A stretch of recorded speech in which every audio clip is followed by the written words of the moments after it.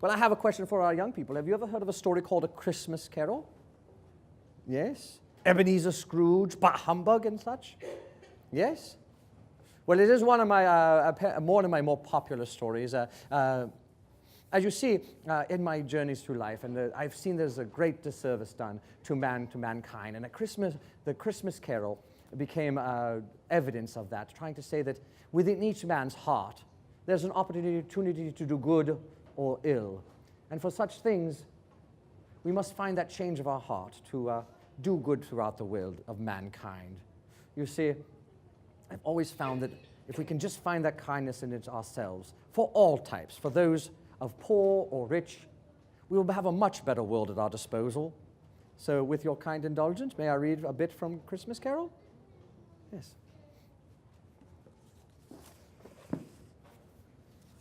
Perhaps I will light your interest. I will start at the beginning, and perhaps some of you may want to read it for yourselves. I know many of you have probably seen it adopted to the stage in other forms of entertainment, but I hope you will take the opportunity to read it in its fullness at some point in your life. Perhaps if you do have young children, this could be a Christmas tradition to you to read it over the course of the season.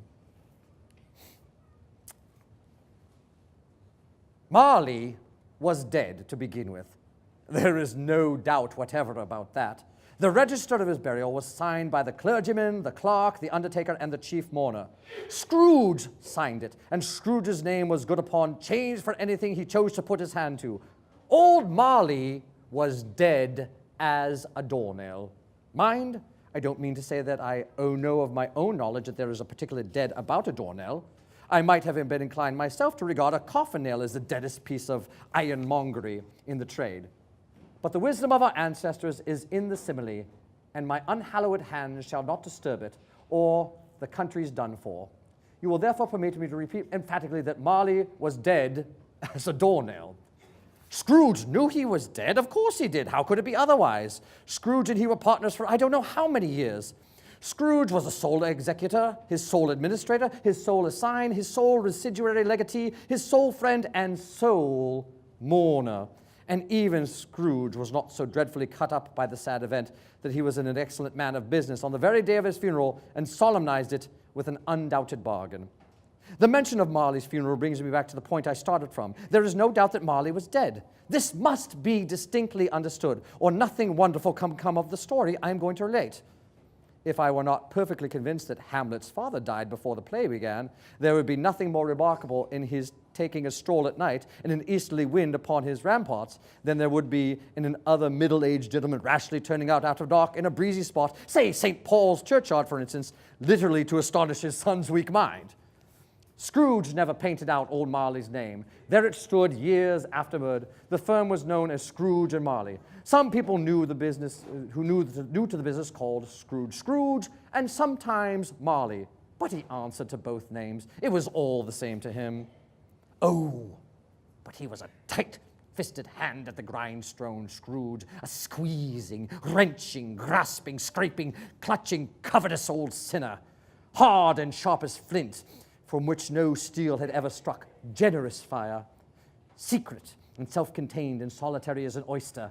The cold within him froze his old features, nipped his pointed nose, shriveled his cheeks, and stiffened his gait, made his eyes red, his thin lips blue, and spoke out shrewdly in his grating voice. A frosty rime was on his head and on his eyebrows and his wiry chin. He carried his own low temperature always about him. He iced his office in the dog days and didn't thought 1 degree at Christmas. External heat and cold had little influence on Scrooge. No warmth could warm, no wintry weather chill him. No wind that blew was bitterer than he. No falling snow was more attent upon its purpose. No pelting rain less open to entreaty. Foul weather didn't know where to have him. The heaviest rain and snow and hail and sleet could boast of the advantage over him in only one respect. They often came down handsomely, and Scrooge never did. Nobody ever stopped him in the street to say, with gladsome looks, "My dear Scrooge, how are you? When you come to see me?" No beggars implored him how to bestow a trifle. No children asked him what it was o'clock. No man or woman ever once in all his life inquired the way to which such a place as Scrooge.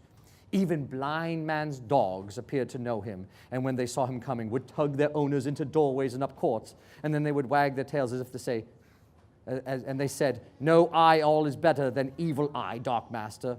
But what did Scrooge care? It was the very thing he liked, to edge his way along the crowded paths of life, warning all human sympathy to keep its distance. This was what the knowing one calls nuts to Scrooge. Once upon a time, and of all good days of the year, on Christmas Eve, old Scrooge sat busy in his counting house. And from there, the story continues. Thank you for your indulgence.